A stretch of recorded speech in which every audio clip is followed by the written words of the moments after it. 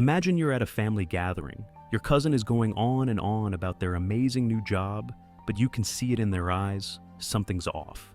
Your aunt is talking about how wonderful her marriage is, while her husband sits there glued to his phone, totally disengaged. Everyone's asking questions like, "How have you been?" and giving replies like, "Busy, but good." No depth, no real connection. Just people performing, like they're auditioning for the role of happy adult in a play no one wants to be in.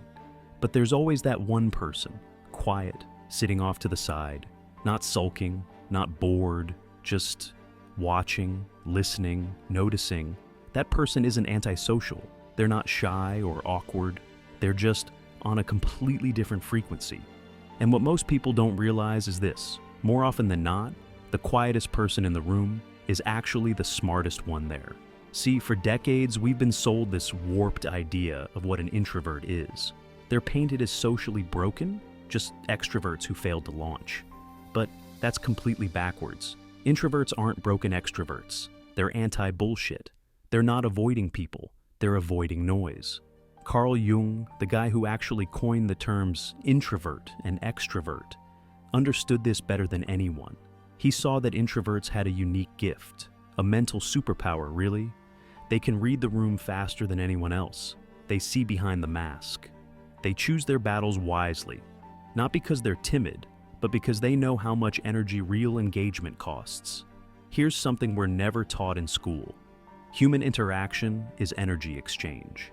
Every hello, every conversation, every eye contact moment, it either gives you energy or drains it.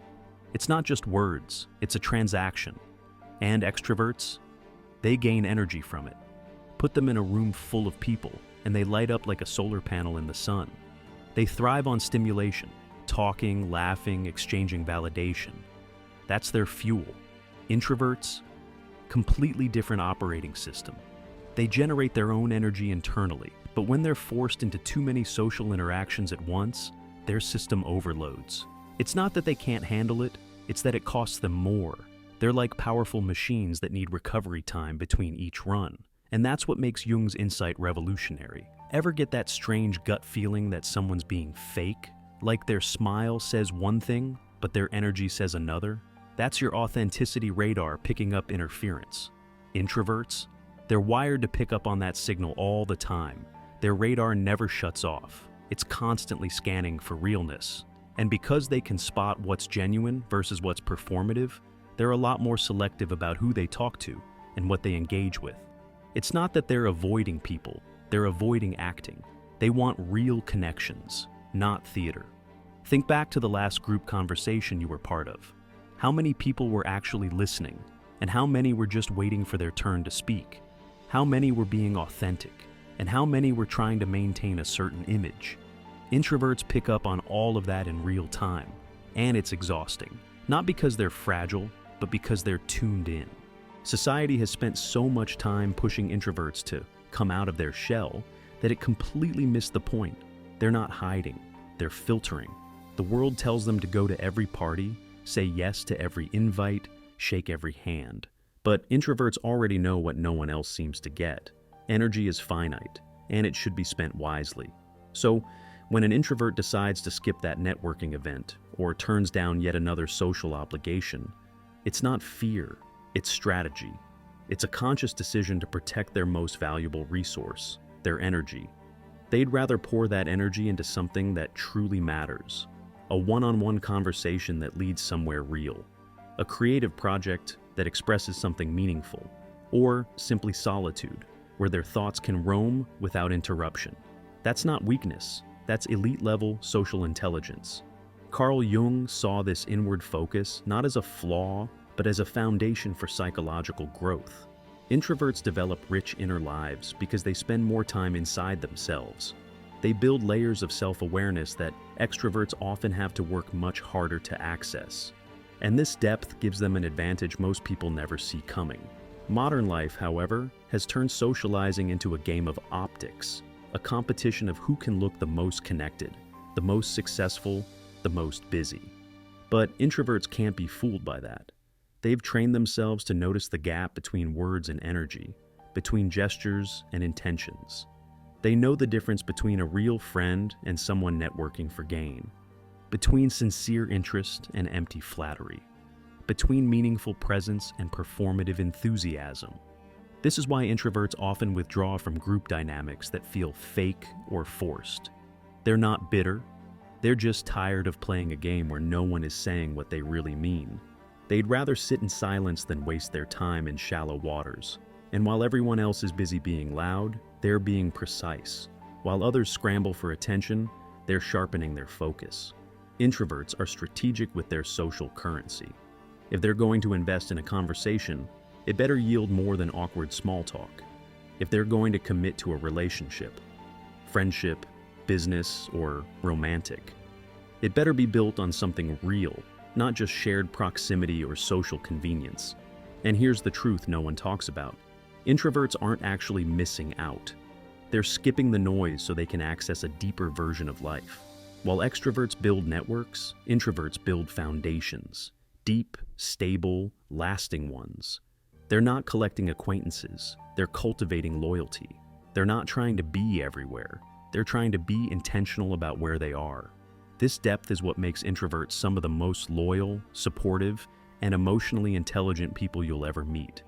They're the ones who remember that offhand comment you made 6 months ago, because it mattered to you. They're the ones who show up when things fall apart, not just when there's something to celebrate. They don't just say, "I'm here for you." They mean it.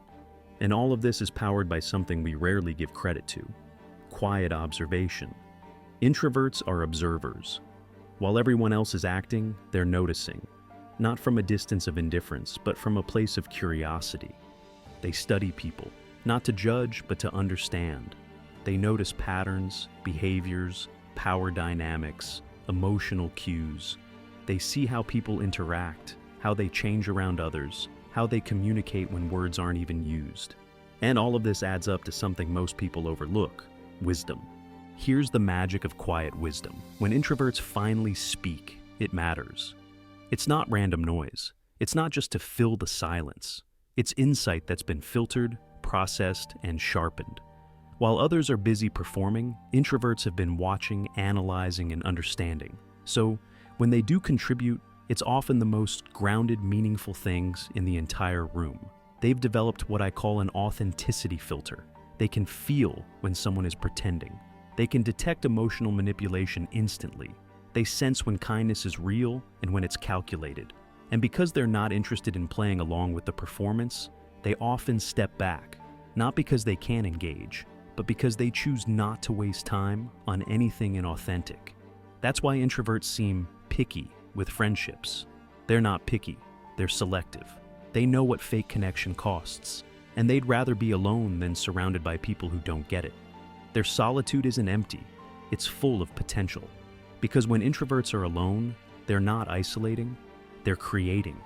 Every piece of art that shook the world, every invention that changed lives, every profound insight about human nature, chances are it came from someone who chose solitude over spectacle. Alone time is not a void for them. It's a sanctuary. It's where their thoughts get sharp. It's where their emotions get processed. It's where ideas are born and breakthroughs happen. And because they spend so much time reflecting, introverts often end up with higher emotional intelligence. They're not just good listeners. They understand nuance.